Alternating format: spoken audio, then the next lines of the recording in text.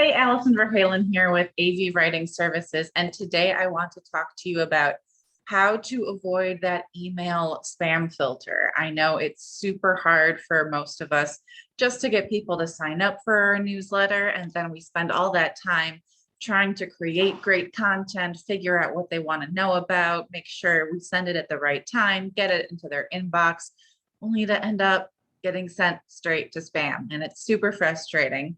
But it's also frustrating because we don't know if we're getting sent to their spam filter, right? We don't get that notification that, hey, this went straight to spam. Thank you. No, thank you. Right.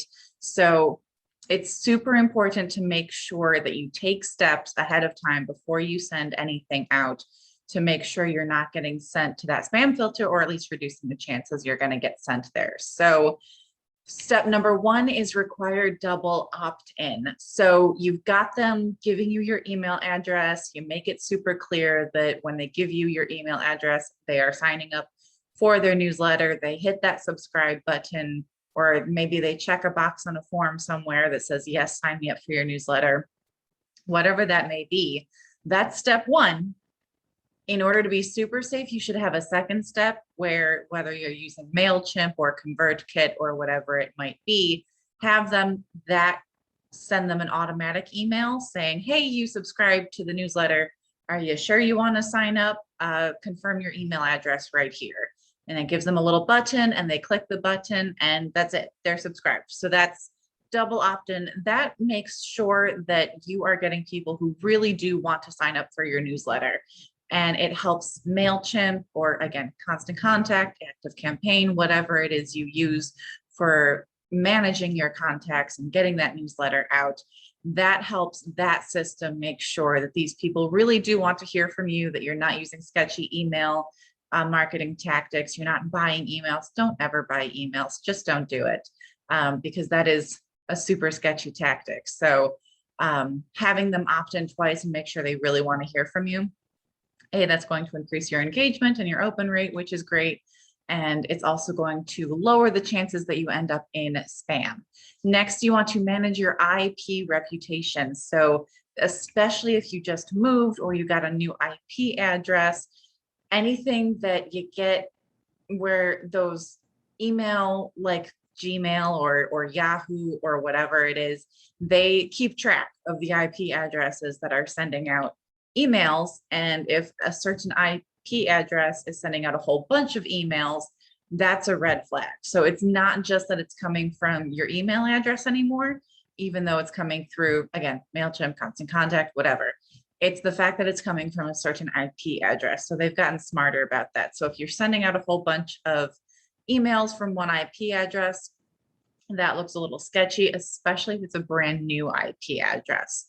So what you can do to manage your IP reputation is just kind of test the waters, throw out a few emails and then a few more emails, and then wait a little while and then send some more emails. So you're not sending out a whole bunch of emails all at one time. So that's a great way to build a good reputation for your IP address, so that when you do get to the point of sending out emails to your entire newsletter list, you're not sending those red flags anymore, because you've already built up a solid reputation for your IP. Another way to do this, if you have, again, I'm not familiar with Constant Contact or Active Campaign. I use MailChimp. I know with the paid version of MailChimp, you can stagger it so that your emails go out at different times to different people. So if you're sending to people on the West Coast and other people on the East Coast and some people in the Midwest, if you ask MailChimp to make sure that everyone gets their email at the best time for them, then it'll go out at different times, and MailChimp manages that, and you don't have to think about that. So then different parts of your list are getting your email at different times of the day. I know I have people who subscribe to my email from all over the world, right? Not just all over the country, but all over the world. So they're probably opening my emails when I'm asleep. Next, avoid the email spam filter by avoiding certain words. So we've all seen those emails come in that are like money and cash and income, and you'll be rich and famous and all your money problems will be solved, right? Earn extra cash, earn per week, double your income, earn $, right? We've seen all those, and we tend to send them straight to trash without even opening them. So the spam filters have caught on to this, and they're like, yeah, these are super sketchy emails. So those tend to go straight to the spam folder. So make sure you're not putting anything about money or cash or anything like that in your heading, or really anywhere in your email address or in your newsletter, but certainly not in the heading or the subject line, because that is a big red flag. To the spam filter, but again, also to people who actually see that coming in, they're much more likely to delete it if they see those terms in there. Next, you're going to ask your subscribers. So you send out that welcome email. You say, hey, thanks for signing up. This is what you can expect. And then ask them to add you to their list of approved contacts in their email settings. And to make sure that they actually do it, you can make it super easy for them by telling them exactly how to do that. Some people maybe have never done that. Maybe they're not quite aware of how their email settings work in that way. They think they got an email from you. Doesn't that make you part of their approved contacts? Not necessarily. So you can show them, give them a step-by-step process of how exactly they can add you to their approved contacts list. That way, when their email sees their newsletter coming through from that email address, they'll let it come through because you said, hey, I approve it. This is great. Don't trash this one, please. Finally, you're going to provide value. Always, always, always provide value in your content. That's a no-brainer in all of your marketing efforts, especially email marketing, but it bears repeating that you need to provide value. You can't just say, hey, here's something I'm offering. Let them know, gives them some information. Roundup posts always do really well, where you give them links of what you're reading these days or new things that are up and coming. Anything that they really want to know about. Again, you're going to optimize that headline so they're more likely to open it, because if they're opening it, then again, that's another signal to their email that they want this content. If your email goes for a long time without getting opened, if they're just deleting them without even opening them, if they do that enough times, that's going to signal to that's not good to you, because that means they're not opening your newsletter and they're not getting your awesome content. But it also signals to their email provider that they don't want to see messages from this provider. So if their email provider sees that enough times, they're just going to send you straight to spam. Next up, you are going to avoid including attachments in your emails. It's more likely to be spammy, so it's going to get caught by the spam filter. B, it also takes longer for those attachments to load, which means it takes longer for the email to load.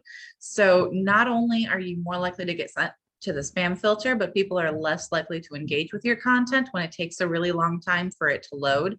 So it's just not a good best practice for your email. So instead, provide them with a link or a little button that takes them straight to a landing page where they can take whatever action it is you want them to take. You should always have a call to action in all of your content, including your emails, but you need to be really conscious about what that step is. What is the call to action that you want them to take?